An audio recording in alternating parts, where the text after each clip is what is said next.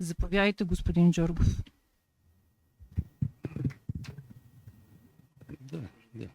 Аз искам да стана прав, да засвидетелствам уважението и респектът си от всички вас, защото вие с лицата сте дошли да защитите интереса на общината и на населеното място, което за днешно време си е чисто геройство. Аз, между другото, като започнаха битките за тези соларни паркове, мечтаех точно за вас да дойдете, за да може да спасиме и той вече работещия соларен парк в землищата на Друган, Чуковец и Долни Раковец. Тогава, това беше миналия мандат, общинския съвет, тогава се даваха на ишлеме, беха дошли хиляди декари да ги отдадеме, нямаше издание, така между нас така не бехме в час. Хората не бяха информирани, но от моите изказвания, които бяха, аз държах да се информира населението и да не се дават годни пасища и земи за соларни паркове. Ако проверите гласуването, бяха 16 за и 1 против тогава. Минах сред населението, говорих с земеделци, убеждавах ги в Друган, в Чуковец ходихме. Не. Нямало смисъл, нищо не може да промениме и така нататък. Аз пуснах жалба до министъра на земеделието. Това е било сигурно 23-та година. Още чакам жалбата, между другото. Всеки момент сигурно ще ми изпрати. Пуснах и до областния. Между другото, ние с него направихме тогава дълъг разговор. Той го върна. Областен беше Стоев. Върна го за разглеждане. Тогава отведох и председателя на комисията по земеделие и гори Георги Георгиев. Убедих го, че това в Друган са годни площи. Лопата сме копали. Той се отметна, каза, че няма да подкрепи такова нещо на второ гледане. Тогава създадохме една комисия, аз предложих да се направи комисия, която да гледаме, нали, дали са обработваеми площите или не са, и да информираме населението. Сега, ходили сме на комисии, спирали сме наистина хиляди декари, които бяха атрактивни. Имаше дори в града, в Раумир, между квартал Върба и Раумир. Абсолютно годни площи. Спряли сме. Наистина и други сме разрешили. Като тая свинщина, която, нали, сме направили тук в Прибой. То е ясно и видимо. Така че аз виждам вина и в нас, виждам вина и в населението, защото допуснахме това нещо да се случи. Но сега вече като сме на този хал и след като вас ви има и има този импулс, ние това, което не сме го обербатили, да си го кажем на наш език, трябва да го спреме. Другото, което е направено, си носиме последици. Аз съм от Друган, въпреки че спряхме, нали, там отървахме този район, който е източната страна на Друган, влязахме в някакви споразумения, разправи и така нататък и се даде вече натам към землището на Чуковец. Но аз виждам и всички жители на Друган да ги питате, Друган в момента е изгорял. Тревата не е жълта, е кафява.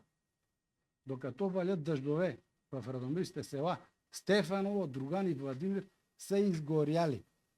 На мен 50 декара люцерия напълно ми са унищожени.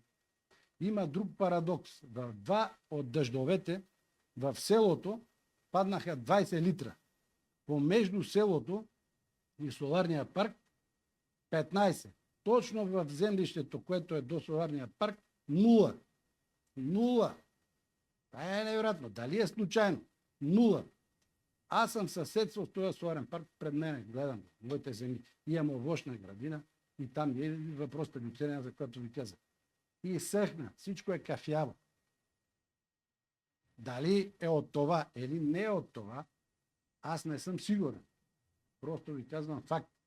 И ако се потвърждава, това сме говорили, че правим някакъв Вай Дудула, че правиме такъв ритуал за дъжд другата седмица, вече прибегваме до бабешки деветини, ама то човек търси някакво спасение. Така се развиха нещата. Сега вече, пак ви казвам, моето виждане е широко обществено обсъждане и местен референдум. Защото, примерно, опозиция ще каже, да бе, ама има хора, които искат да има този соларен парк. Така трябва да сме подготвени за това нещо. И това, така ги виждам аз нещата. Сега покрай перките, така наречените перки, аз така си зададох няколко пъти въпроса, ама защо, както и вие си задавате въпроса, защо не идват другите общини съветници? Нали? Това кой е бъркал, си признаваме, бъркали сме, си нищо не направим, но трябва да се види, да гледаме с лицата си, в крайна сметка не може да се криеме вечно. Така че въпросът е защо? Защо? И този въпрос е много интересен. Също аз си зададох въпроса защо, след като отложихме тая сесия, нали, за перките за далекопровода, ние информирахме всички ловни дружини. Те избухнаха в ярост. Бия правят живи вери, разправи, били да спират. И нямаше ги, в крайна сметка, на срещната на сесията. От Радомирската дружина, която е потърпевша от това нещо, не дойде нито един. А 3 дена при това ми твърдяха, че ще дойдат. И викаме, защо си сега задаваме въпрос? Защо дойдеха 15 Радомирци и всичко друго беше от другите населени места? Защо?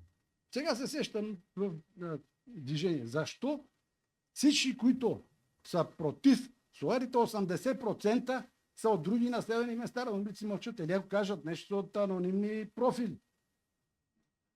Това, не. Това някой ще си помисли. Времето ни напредва, господин Джоргов. Само да ви кажа, някой отстраничен ще вземе да си помисли, че в Радомир е изградена една структура, която е превзела всички институции в града и си прави каквото иска по метода на предложения и поощрения и предупреждения и наказания. Това някой може би ще си го помисли, като слуша всичкото това. Така че вие, които сте тук, сте извън явно обсега на това нещо и не ви е страх. И трябва да ни подкрепите, защото вие видяхте, като дойдехте за Диканя, 20 човека започнаха да си изказват общински съвети, все едно са вид съвсем различни. Бе, по време ми дойде, нали, сетих за думите на цар Борис, който като са обявили война на Америка и Англия, казал, абе, хубаво обявихте война, ама не трябваше толкова ръкопляскат. Те допреди малко бяха, защитаваха свет, това защитават свет. И като си излязохте, видяхте какво стана. Благодаря. Благодаря. Да,